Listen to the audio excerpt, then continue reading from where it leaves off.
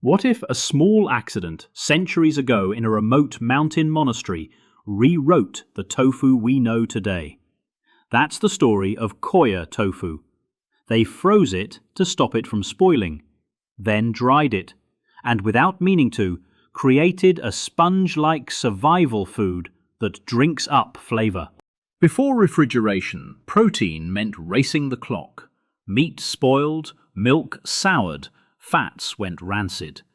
Once that smell starts, the question isn't taste, it's danger. People weren't just cooking, they were inventing ways to survive tomorrow. Salting, smoking, drying, fermenting. Different tricks, same war. Reduce water, slow microbes, buy time. A huge part of what we call traditional cuisine is really preservation technology. Flavor often came as a side effect. Tofu looks innocent because it's soft, but that softness comes from water, and water plus nutrients is a buffet for microbes. Without a cold chain, fresh tofu can spoil fast. It's a make-it-and-eat-it food, until someone figured out how to break that rule. Now move the scene to a mountain monastery. Remote, long winters, limited supplies.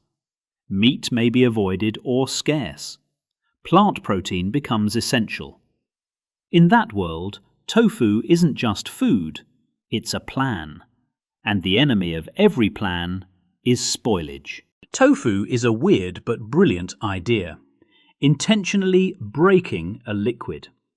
Cook soybeans, extract soy milk, add a coagulant. Curds form.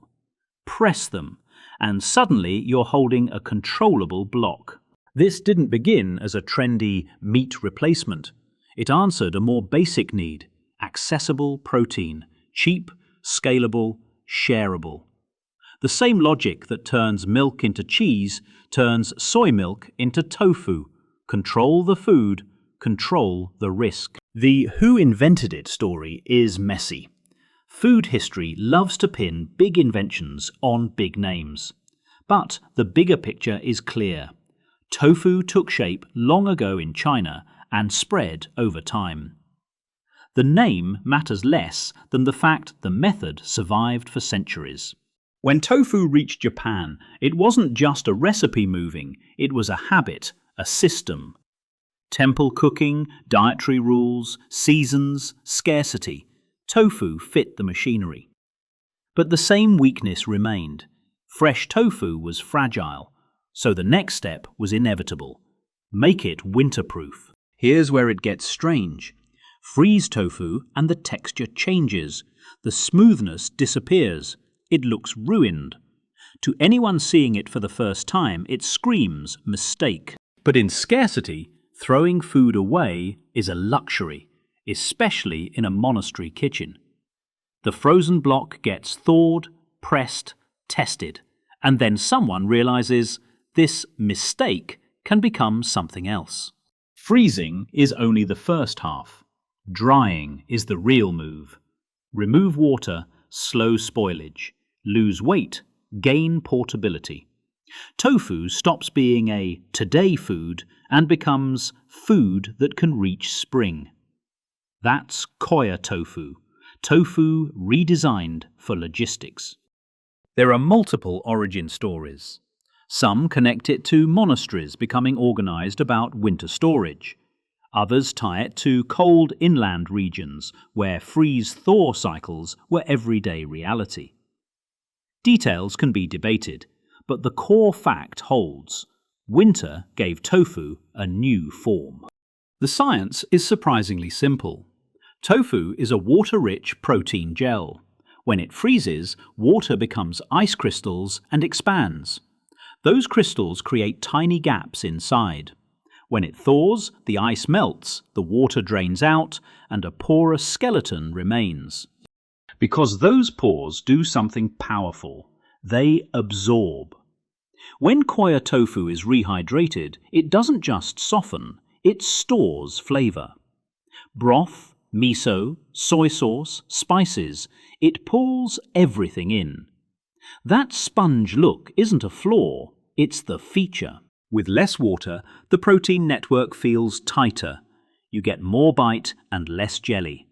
That's why many cooks intentionally freeze tofu. It holds up to sauces, browns better, and doesn't disappear in your mouth. In the US, tofu sits in the healthy lifestyle aisle. It's tied to vegan trends. Sales have grown and recipes exploded. But many people still look at tofu and think, what do I even do with this? Koya tofu has a cleaner message. This is protein that was historically designed to be stored. Koya tofu is basically 3 moves: soak, squeeze, cook. Rehydrate it in warm water or broth. Gently press out the excess. Then drop it into something flavorful: miso, soy, garlic, ginger. It exists to absorb that flavor. Tofu isn't magic, but it's a strong tool. Complete plant protein, highly versatile, and sometimes a meaningful calcium source, depending on how it's made. The cautions are straightforward. Soy allergy is real. Thyroid medication users may need to pay attention to timing. And most importantly, tofu isn't one thing. Minimal tofu is not the same as ultra-processed soy products. So the ending is simple. Koya tofu isn't a trend. It's a preservation hack built against hunger, and flavor came later.